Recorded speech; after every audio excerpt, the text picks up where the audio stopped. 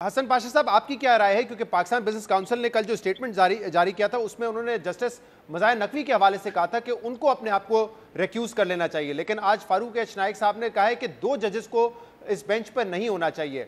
आपके ख्याल में जो एतराज़ात हैं वो कानूनी लीगल नौयत के हैं या सियासी नौयत के हैं? क्योंकि कल मरीम नवाज साहबा ने इन्हीं 2 जजेस के हवाले से जलसे में तकरीर की और बहुत तनकीद भी की। तो सियासी नेचर के एतराज़ात हैं या लीगल एतराज़ात हैं आपके ख्याल में?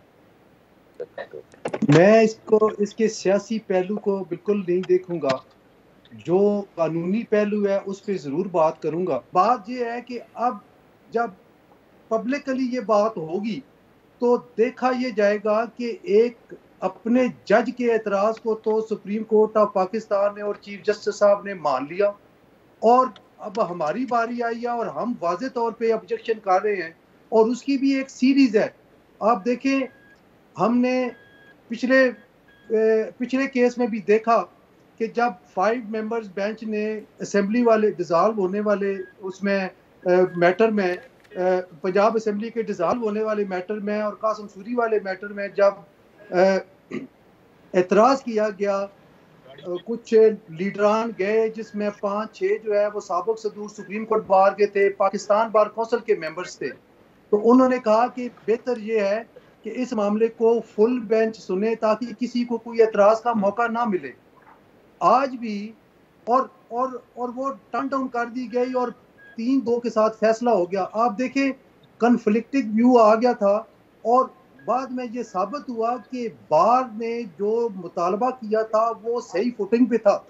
उस वक्त भी अगर फुल बेंच हो जाता तो शायद ये मसले मसाइल जो अब हैं ये ना होते। अब इधर की तरफ आए। अब जो लेटेस्ट जो सूरत हाल है उसमें आप देखें और इस चीज़ को आप अप्रिशिएट करेंगे कि हमने ये मुतालबा किया था कि अगर 9 रुकनी बेंच बनाना है तो आप तमाम जो ऑब्जेक्शंस हैं उनको साइड पे रखते हुए सीनियर मोस्ट जजेस को बना लें। इसमें कोई मसला नहीं है। और उसमें से जहां तक ऑनरेबल जस्टिस मज़ाहिर अली अकबर साहब का तल्लक है, वो रजाकाराना तौर पे इलादा हो जाए तो उनके बाद जो आने वाले जज हैं वो उसमें शामिल हो जाएंगे। पाकिस्तान बार काउंसिल का इस हवाले से क्या नुक्ता नजर है पाशा साहब कि सू मोटो इस मामले पे लेना एक दुरुस्त इकदाम है? क्योंकि इलेक्शंस का मामला है, 2 सूबों में इलेक्शंस होने हैं, होंगे या नहीं होंगे, तो आपको लगता है कि पब्लिक इंपॉर्टेंस का मामला था और ये फैसला सुप्रीम कोर्ट का कि सू मोटो लेना चाहिए वो बहरहाल एक दुरुस्त फैसला था? क्योंकि इलेक्शन कमीशन अपने हाथ खड़े कर चुका है, वो कह रहा है हमारा इख्तियार नहीं है, गवर्नर साहब डेट नहीं दे रहे, सदर पाकिस्तान ने जो डेट दी उसको कोई एक्सेप्ट नहीं कर रहा।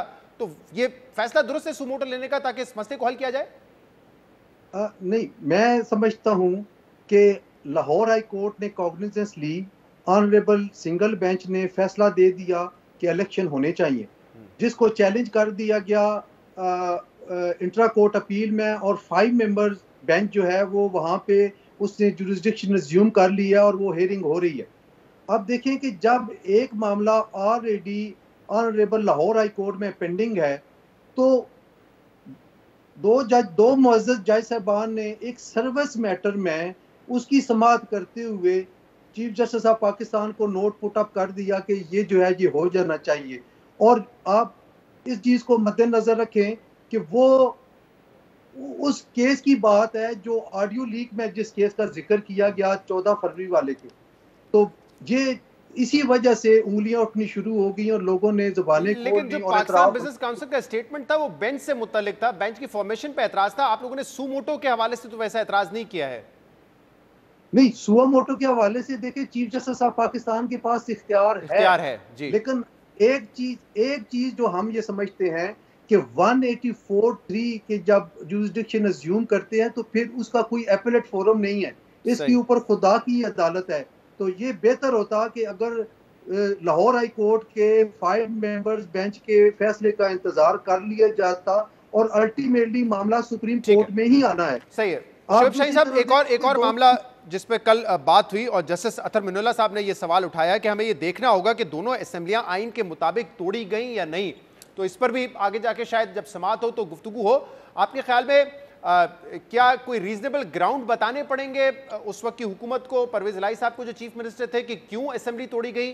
आईन इस हवाले से क्या कहता है? क्या ये बताना जरूरी है या चीफ मिनिस्टर की अपनी मर्जी है कि उसका मूड हुआ असेंबली तोड़ने का तो तोड़ दी असेंबली? आइन का आर्टिकल 112 से बात को करता है, एक सूरत हो सकती है कि चीफ मिनिस्टर जब एडवाइस देगा तो 48 आवर्स के अंदर अंदर डिसॉल्व कर देगा असेंबली को, या ऑटोमेटिकली डिसॉल्व हो जाएगी। That is the only discretion of the chief minister. और प्राइम मिनिस्टर के मामले में प्राइम मिनिस्टर की डिस्क्रिशन है, और उसके ऊपर कोई रीजनिंग, कोई जस्टिफिकेशन उसकी जरूरत नहीं है। सिर्फ आइन एक कदगन लगाता है, वो कदगन लगाता है कि अगर नो कॉन्फिडेंस मोशन मूव हुई है, अगर वो नो कॉन्फिडेंस होगी तो उसका जब तक फैसला नहीं होगा या तो वो डिफीट हो जाएगी या वो पास हो जाएगी। अगर पास हो जाएगी, जिस तरह कासिम सूरी वाले केस में पास हो गई थी, तो उसको ज़ाहिर है फिर वो प्राइम मिनिस्टर ही नहीं रहेगा या चीफ मिनिस्टर ही नहीं रहेगा, तो वो एडवाइस कैसे देगा। और अगर वो डिफीट हो जाएगी तो फिर वो एक्सक्लूसिव उसकी जुरिसडिक्शन एंड डिसीजन आ जाएगा उसके हाथ में, और वो जब चाहे विदाउट साइनिंग एनी रीजंस वो दे सकता है एडवाइस, और उसके ऊपर कोई कदम नहीं है, ना लॉ देता है ना आइन देता है। तो ये बहस हो रही है ना कि देखिए पाकिस्तान तहरीक इंसाफ एक ऐसी जमात है कि कभी वो कहते हैं कि हमें कौमी असेंबली से बाहर आना है, हमने इस्तीफा दे दिया, जब इस्तीफे कबूल होते हैं तो वो कोर्ट चले जाते हैं, कहते हैं इस्तीफे कबूल ना करें। इसी तरीके से पार्लियामेंट तोड़ने के हवाले से, दोनों असेंबलियां तोड़ने के हवाले से ये कहा जा रहा है कि क्योंकि इमरान खान को जनरल इलेक्शन नहीं मिले तो उन्होंने परवेज इलाही साहब को कहा और जबरदस्ती असेंबलियां तोड़वा दी। तो अगर इस तरह मामला चलते रहेंगे तो इस्तेकाम कहां से आएगा? अदम इस्तेकाम ही रहेगा। तो सियासी हलकों में तो ये बहस है, क्या लीगल भी इसकी पोजीशन उतनी स्ट्रांग है या लीगली इस चीज को देखा जाएगा कि नहीं देखा जाएगा? देखें, सियासी तौर पर तो ये बात की जा सकती है, जो चाहें दारे पॉलिटिकल पार्टीज अपना पॉइंट ऑफ व्यू दे सकती हैं, लेकिन ये असेंबली रिजोल्यूशन का मामला भी तो ऑफर की थी पीडीएम के तमाम लीडरों ने कि 2 असेंबली आप तोड़ दें, आकर नेशनल असेंबली का हम तोड़ देंगे और इलेक्शन एक दिन में ले लें, और ये बात से पीछे हट गए। नहीं है, इसलिए ना तो किसी ने चैलेंज किया है और ना ही ये इस वक्त इसमें लिस्ट में शामिल है ये इशू। हाँ, अतर मिनल्ला साहब, मंसूर शाह साहब ने कहा है कि इसको भी इस पॉइंट ऑफ व्यू का हिस्सा बना लें, तो क्या असेंबलियां की रेजोल्यूशन कॉन्स्टिट्यूशनल है, लॉफुल है या नहीं है। लेकिन अभी इस वक्त तक जो आइन के मुताबिक है वो बिल्कुल इसमें किसी किस्म की कोई रिजर्वेशन आइन नहीं देता, ना ही इसमें वो कोई रीजनिंग या जस्टिफिकेशन हो सकती है। पाशा साहब, जरा अब आपका इस पर क्या नुक्ता नजर है? क्या ये बेंच ये मामले को देखेगा कि असेंबलियां जो तोड़ी गई वो आइन के मुताबिक थी? क्या रीजनेबल ग्राउंड मौजूद थे असेंबलियां तोड़ने के या नहीं? वैसे अगर शेख शहीन साहब इजाजत देते हैं तो मैं अर्ज करता हूँ, शहजाद साहब आप ज़रा अपनी मेमोरी को रिकॉल करें और देखें कि जब असेंबलियां टूटने और ना टूटने की बात हो रही थी तो उस वक्त परवेज इलाही साहब जो कि उस वक्त के वजीर आला थे जी, वो उनका क्या बिहेवियर था, कितनी बददिली थी, और किस तरह आप लोगों ने हमें बताया आवाम को कि वो इमरान खान साहब को मिलने गए और उनको कायल करते रहे कि आप असेंबली को डिसॉल्व ना करें, अभी ज़रूरत नहीं है। इट मीन्स कि जो उस असेंबली का लीडर है और कायदे ऐवान जिसको कहते हैं, वो तैयार नहीं था। हाँ, लेकिन पाशा साहब, एक तरफ जहाँ ये खबरें आ रही थी कि परवेज इलाही साहब कन्विंस करना चाह रहे हैं इमरान खान को कि असेंबली ना तोड़े, वहां पे उनके मुतअद्दिद ट्वीट्स भी थे ना जिसमें वो कहते थे, बयानात थे जिसमें कहते थे कि 30 सेकंड नहीं लगाऊंगा, इमरान खान का असेंबली तोड़ दें, उनकी अमानतें तोड़ दूंगा। तो इसलिए सवाल ये कि क्या ये सारी बातें कोर्ट ऑफ लॉ में मैटर करेंगी या नहीं करेंगी? कोर्ट ऑफ लॉ में मैटर नहीं करेंगी, लेकिन एक बात आप ज़रूर याद रखें कि बार बार परवेज इलाही साहब असेंबली ना तोड़ने का कहते रहे, और जब वो फवाद चौधरी साहब को अरेस्ट किया गया तो जो रद्द अमल नशीन होना चाहिए। नो डाउट के एज चीफ मिनिस्टर उनको असेंबली तहलील करने का इख्तियार हासिल था, लेकिन आप दूसरी तरफ देखें कि इस सूबे की आवाम ने 5 साल के लिए असेंबली मुंतखब की, और हर बंदे को इस बात का पता है कि एक ऐसी शख्सियत के कहने पे और उसकी ख्वाहिशात की तकमील के लिए असेंबली तोड़ी गई, जो कि उस असेंबली का मेंबर नहीं था, वो उसका ऐवान का लीडर भी नहीं था। तो ये चीज़ें जो हैं ये इस चीज़ की करती हैं कि क्या एक असेंबली से बाहर की शख्सियत वो जो है वो कह दे और असेंबली टूट गई, और जो बिल ऑफ द पीपल है और डेमोक्रेसी। लेकिन इसमें हसन साहब मसला ये है कि क्या कोर्ट इस पे इस तरह इंटरप्रेट कर सकती है, क्योंकि उस वक्त जो ऑपोजिशन थी जिसके लीडर हमजा शहबाज थे, जब असेंबली तोड़ी गई परवेज इलाही साहब की तरफ से तो कानूनी तौर पर उसको चैलेंज नहीं किया गया, उन्होंने एक्सेप्ट कर लिया ये फैसला, उसको अपोज नहीं किया उन्होंने। हो सकता है उनके बारे में हो परवेज इलाही से जान छुड़ाने की। ये भी तो देखें जिस तरीके से परवेज इलाही साहब ने नोटों की बोरियां खोली हुई थी और जिस तरह वो खुलेआम पैसे तकसीम कर रहे थे मुख्तलिफ हलकों में, और यही उनका स्टांस था कि मुझे थोड़ा सा और टाइम दे दे इमरान खान साहब, मैं इस सूबे को जो है वो देखिए किस तरह करता हूँ।